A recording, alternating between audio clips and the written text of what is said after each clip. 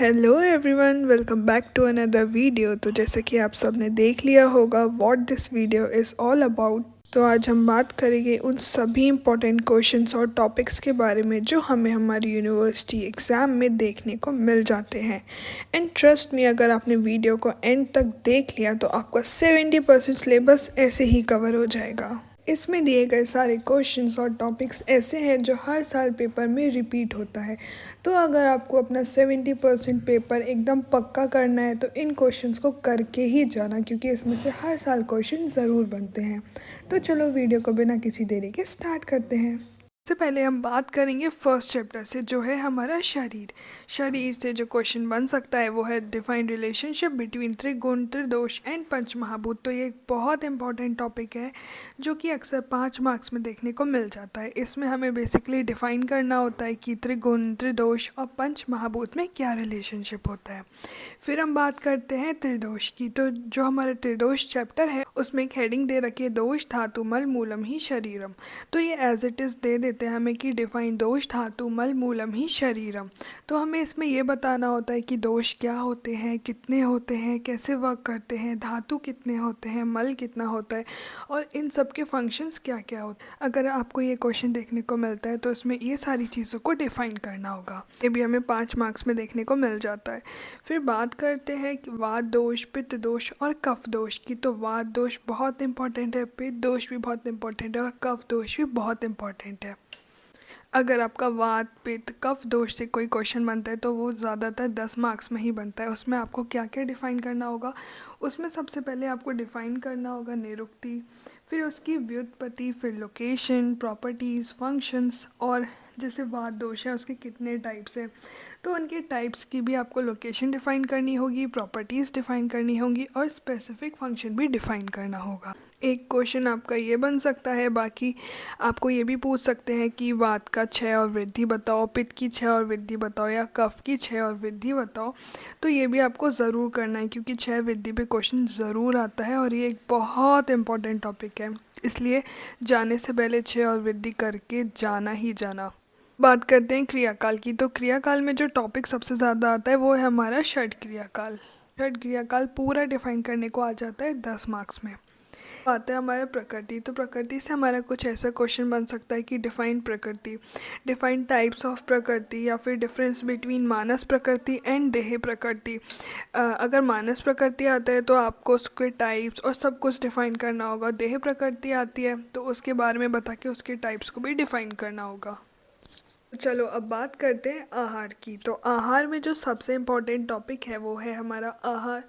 वो है हमारा अष्ट आहार विधि विशेषायतन और आहार विधि विधान। तो अष्ट आहार विधि विशेषायतन से आप समझ रहे होगे 8 फैक्टर्स। अष्ट मतलब 8, तो हमें इसमें 8 फैक्टर्स डिफाइन करने होते हैं और हम जो फूड इनटेक करते हैं उसका हमारी बॉडी पे क्या इफेक्ट होता है, ये सारी चीज़ें हमें डिफाइन करनी होती हैं। फिर आता है हमारा आहार विधि विधान कि हमें कैसे आहार का सेवन करना चाहिए। तो उसमें हमें उसके रूल्स बताने हैं, प्रॉपर्टीज़ बतानी है और हमें किस चीज़ को मेंटेन करना है। लाइक अग्नि हमारी मेंटेन होनी चाहिए, दोष बैलेंस होना चाहिए, हमारी हेल्थ अच्छी होनी चाहिए। ये सारी चीज़ें को ध्यान में रखते हुए हमें आहार विधि विधान को डिफाइन करना होता है। फिर आता है हमारा अग्नि। अग्नि में आपको ऐसे क्वेश्चन पूछ सकते हैं कि डिफरेंस बिटवीन जठर अग्नि, भूत अग्नि या फिर भूत अग्नि, धात्व अग्नि। समझ रहे हो? तो आपको सारी अग्नियों के बारे में बहुत अच्छे से पता होना चाहिए। अगर उनको डिफाइन करने को आ जाए या फिर उन दोनों के बीच में डिफरेंस लिखने को आ जाए तो आपको आना ही चाहिए। आता है हमारा आहार पाक। आहार पाक में अवस्था पाक बहुत ज़्यादा इंपॉर्टेंट है। इसमें से क्वेश्चन कुछ ऐसा बनता है कि डिफाइन मधुर अवस्था पाक या फिर अम्ल अवस्था पाक। तो अगर इन सबको डिफाइन करने को आता है तो सबसे पहले आपको लिखना है, एग्जाम्पल ले लेते हैं मधुर अवस्था पाक का। अगर मधुर अवस्था पाक डिफाइन करने को आएगा तो आप सबसे पहले लिखोगे कि ये कौन सी स्टेज है अवस्था पाक की। जैसे कि मधुर अवस्था पाक फर्स्ट स्टेज है तो आपको लिखना है ये प्रथम अवस्था पाक है। इसका डाइजेशन कहाँ से स्टार्ट होता है, जैसे मधुर अवस्था पाक का मुख से स्टार्ट होता है तो आपको लिखना है कि इसका डाइजेशन यहाँ से स्टार्ट होता है और इसमें कौन सा कफ रिक्वायर होता है वो भी लिखना है और इसमें एक श्लोक भी मेंशन करना है ताकि हमारा आंसर और अच्छा लगे और पढ़ने वाले को जल्दी समझ आए। और इसमें आपको डिफरेंस भी बताने को आ जाता है कि मधुर अवस्था पाक या फिर अम्ल अवस्था पाक, इन दोनों में डिफरेंस बताओ, तो आप उसको इजीली डिफाइन कर सकते हो।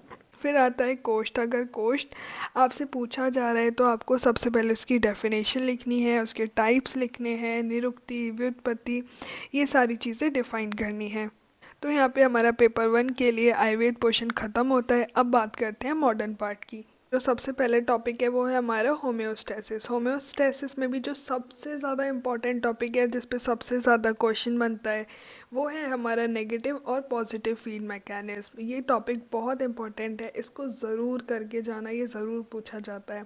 फिर आता है हमारा सेकंड चैप्टर, वो है रेस्पिरेटरी सिस्टम। तो रेस्पिरेटरी सिस्टम में कुछ इंपॉर्टेंट टॉपिक्स हैं, जैसे कि mechanism of respiration, artificial respiration, hypoxia. ये सारी टॉपिक्स काफ़ी ज़्यादा इंपॉर्टेंट है। रेस्पिरेशन तो आप बचपन से पढ़ते आ रहे हो, बट आपको उसको थोड़ा और अपग्रेडेड फॉर्म में पढ़ना है और चीज़ें डिफ़ाइन करनी है थोड़ा डीप में जाके, तो उसको अच्छे से पढ़ लेना, क्योंकि रेस्पिरेशन पे क्वेश्चन ज़रूर बनता है। फिर आता है हमारा जीआईटी, गैस्ट्रो इंटेस्टाइनल ट्रैक्ट।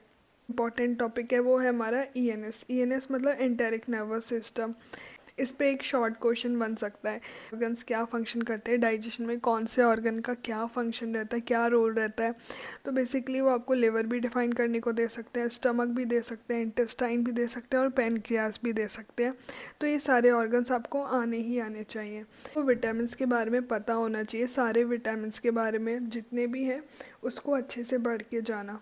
बस सिस्टम में हमको पूरा 10 मार्क्स का क्वेश्चन आ सकता है कि हमें उसमें सीएनएस भी डिफ़ाइन करना है, पीएनएस भी डिफ़ाइन करना है और एएनएस भी डिफ़ाइन करना है। तो ये नर्वस सिस्टम का एक इम्पॉर्टेंट क्वेश्चन रह सकता है।